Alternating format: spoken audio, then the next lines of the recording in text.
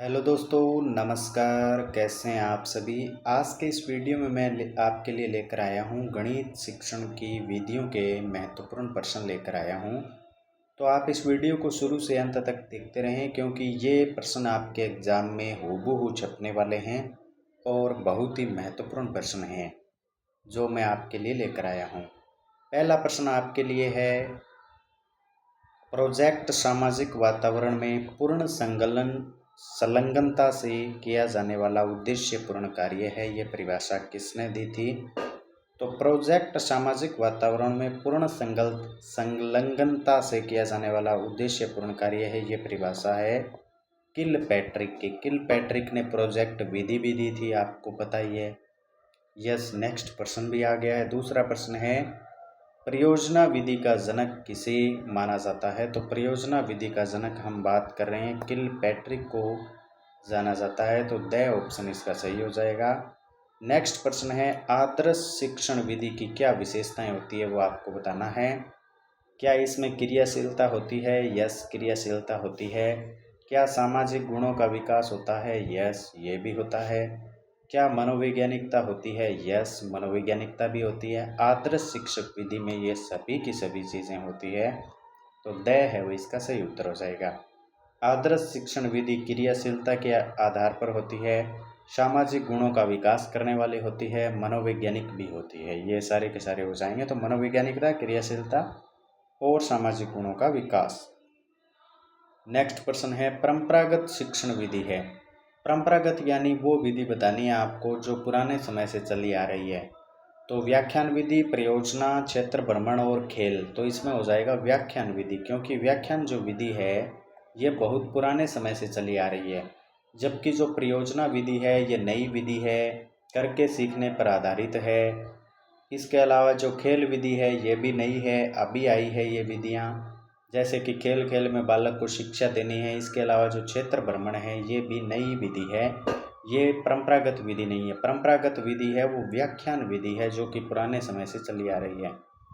Next प्रश्न है, करके सीखना पर आधारित है। करके सीखना किस पर आधारित है ये आपको बताना है। क्या नकल विधि पर, या परियोजना विधि पर, या व्याख्यान, या वाद विवाद?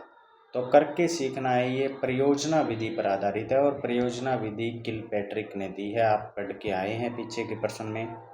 नेक्स्ट प्रश्न है, किस विधि में छात्र छात्र है वो स्वक्रिया द्वारा ज्ञान अर्जन करता है, यानी कि खुद करके बालक है वो खुद की क्रिया के द्वारा है वो ज्ञान का अर्जन करता है। क्या निरीक्षण विधि द्वारा, या वाद विवाद विधि द्वारा, या प्रयोग विधि द्वारा, या व्याख्यान विधि द्वारा? तो ये इंपॉर्टेंट प्रश्न है, इसका उत्तर है वो आप समय देंगे मुझे कमेंट बॉक्स में। नेक्स्ट प्रश्न है आपके आगे, व्याख्यान विधि में केंद्र बिंदु होता है। व्याख्यान जो विधि होती है इसमें केंद्र बिंदु होता है शिक्षक, क्योंकि शिक्षक बोलता रहता है और छात्र है वो सुनते रहते हैं। छात्र है वो निष्क्रिय भी हो जाते हैं। इस विधि में शिक्षक का ही सारा का सारा रोल होता है। शिक्षक छात्रों को पढ़ाता रहता है, भाषण देता रहता है, व्याख्यान करता रहता है, और छात्र निष्क्रिय रहता है। तो इसमें केंद्र बिंदु शिक्षक ही होगा। नेक्स्ट है, बालक समस्या का समाधान सामूहिक रूप से करते हैं। सामूहिक रूप से बालक है वो सामूहिक रूप से अगर किसी समस्या का समाधान कर रहे हैं तो वो समूह चर्चा विधि द्वारा करेंगे। समूह बनाएंगे तभी सामूहिक होंगे। नेक्स्ट प्रश्न है, निम्नलिखित में से कौन सा अधिगम के लिए प्रेरित करता है? यानी अधिगम यानी कि सीखने के लिए क्या प्रेरित करता है? तो सीखने के लिए क्या प्रेरित करता है? विषय में रुचि है वो प्रेरित करती है कि आपकी रुचि कितनी है। वापस करना नहीं करता, किसी चीज़ को दोहराना, बार बार करना, ये अधिगम को प्रेरित नहीं करता है। आसान सवाल भी नहीं करते हैं, और अत्यधिक गृह कार्य देने से क्या होगा? कुछ भी नहीं होगा। नेक्स्ट प्रश्न है, 10वां प्रश्न है, विद्यालय में अध्यापन विधि के तहत सामान्य से विशिष्ट की ओर शिक्षा निम्नलिखित में से किस विधि में दी जाती है? पहले सामान्य शिक्षा, बाद में विशिष्ट की ओर, ये किस में दी जाती है? तो इसका उत्तर होगा निगमन विधि, क्योंकि जो हम उदाहरण प्रस्तुत करते हैं बालकों के सामने वो सामान्य होते हैं, जो सूत्र प्रस्तुत करते हैं वो सामान्य होते हैं, और जो आगमन विधि है ये चलती है उदाहरण से नियम की ओर। तो जो हम उदाहरण देते हैं ये उदाहरण होते हैं विशिष्ट। विशिष्ट होते हैं ये उदाहरण, तो ये विधि चलती है विशिष्ट से सामान्य की ओर, और जबकि निगमन है वो सामान्य से विशिष्ट की ओर चलती है। तो यहाँ से इसका उत्तर है 10वें प्रश्न का सामान्य से विशिष्ट यहाँ पर दिया हुआ है, तो इसका प्रश्न का उत्तर हो जाएगा निगमन विधि।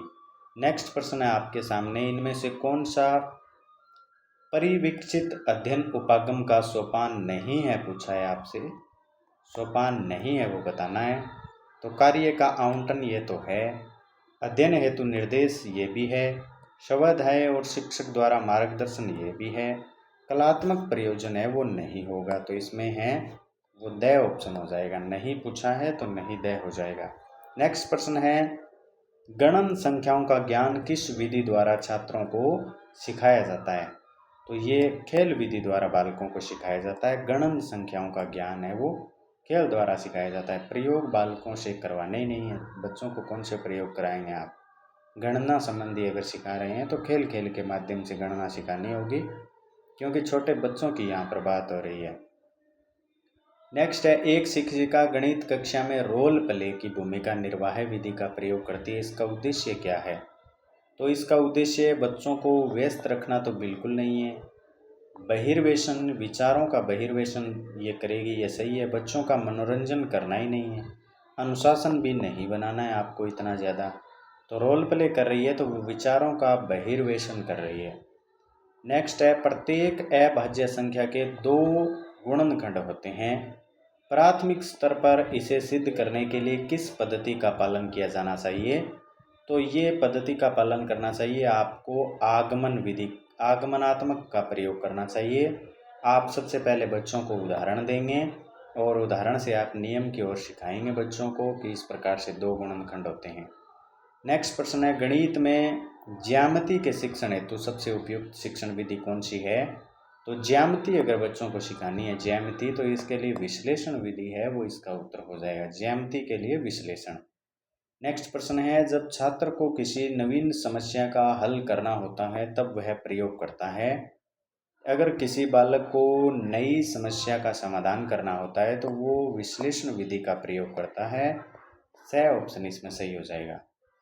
नेक्स्ट प्रश्न है आपके सामने, प्रोजेक्ट विधि में कौन सा नियम संबंधित नहीं है वो आपको बताना है। तत्परता तो चाहिए, अभ्यास भी चाहिए और प्रभाव भी चाहिए, आनुवंशिकता का है ये नहीं होगा इसमें, तो द ऑप्शन इसका सही हो जाएगा। प्रोजेक्ट विधि में तत्पर रहना है, अभ्यास करना है, प्रभाव का नियम ये तो लगाने होंगे, और ये थॉर्नडाइक ने दिए थे सारे के सारे नियम, वैसे आप मनोविज्ञान में पढ़ के आए भी होंगे इसको। नेक्स्ट है, रेखीय अभिकर्मित अनुदेशन का प्रतिपादन किसने किया, तो रेखीय का किया था B.F. स्किनर ने, स ऑप्शन है वो इसका सही हो जाएगा। नेक्स्ट है, निम्नलिखित में से कौन सी जोड़ी सही ढंग से मेल नहीं खाती है वो आपको बताना है। आगमनात्मक अधिगम जेम ब्रूनर ये तो सही है, उद्देश्य शैक्षिक उद्देश्यों का वर्गीकरण है ये ब्लूम द्वारा किया गया है, किलपैट्रिक द्वारा नहीं किया गया है, ये गलत है और गलती पूछ रहा है। नेक्स्ट है, संकल्पना मानचित्र, तो ये जोसेफ डी नोवाक द्वारा सही है, ह्यूरिस्टिक विधि आर्मस्ट्रांग द्वारा दी गई, यह भी सही है, तो ये 3 तो सही है, और जो ये नीचे वाला है ये गलत है, ठीक है। शैक्षिक उद्देश्यों का वर्गीकरण है ये, शैक्षिक उद्देश्यों का वर्गीकरण B.S. ब्लूम द्वारा किया गया था, किलपैट्रिक द्वारा नहीं किया गया था। नेक्स्ट प्रश्न है, निम्न में से कौन सी विधि करके सीखना, अवलोकन द्वारा सीखना, मूर्त से अमूर्त और ज्ञात से अज्ञात की ओर परिभाषित करती है, तो ये प्रयोगशाला जो विधि है वो करती है, तो द ऑप्शन इसमें सही हो जाएगा। करके अगर बालक सीखेगा तो प्रयोग करेगा, यानी कुछ करेगा तो प्रयोग करेगा, तो प्रयोगशाला विधि हो जाएगी इसमें। अवलोकन करेगा, मूर्त से सीखेगा और ज्ञात चीज़ों से अज्ञात की ओर सीखेगा। नेक्स्ट प्रश्न है 21वां प्रश्न है, निम्न में से कौन सी विधि 50 छात्रों वाली कक्षा में प्रयोगशाला कार्य के लिए आदर्श होगी। सभी छात्र एक ही समय पर एक ही उपकरण का कार्य करते हैं ऐसा तो उपयोगी नहीं होगा। ये तो छात्रों को समूह में विभाजित किया जाता है और प्रत्येक बेंच द्वारा चक्रीय तरीके से विभिन्न प्रयोग किए जाते हैं, ये सही हो जाएगा। ब है वो इसका सही हो जाएगा। नेक्स्ट भी पढ़ लेते हैं। छात्रों को समूह में विभाजित किया जाता है और प्रत्येक बैच के लिए एक प्रयोगी, ऐसा संभव नहीं है प्रत्येक के लिए एक केवल शिक्षक द्वारा, ये केवल नाम ही अपने आप में नकारात्मक है तो ये कट जाएगा। और सभी छात्र है वो एक ही उपकरण द्वारा कर नहीं पाएंगे, ऐसा नहीं होगा। तो विभाजित करके अलग अलग तरीकों से, इसमें ब ऑप्शन है वो सही हो जाएगा। नेक्स्ट प्रश्न है, एक सेकंड, नेक्स्ट प्रश्न है प्रदर्शन विधि उपयोग लाई जाती है। प्रदर्शन विधि किसके लिए उपयोग लाई जाती है? क्या द्विआयामी सहायक सामग्री या फिर त्रिआयामी मॉडल या बुलेटिन बोर्ड, ये सभी उपयोग में लाए जाते हैं। तो द ऑप्शन इसका सही हो जाएगा। नेक्स्ट प्रश्न है निम्न में से क्या सामाजिक संरचनात्मक स्वरूप पर आधारित गणित कक्षा को निर्दिष्ट करता है?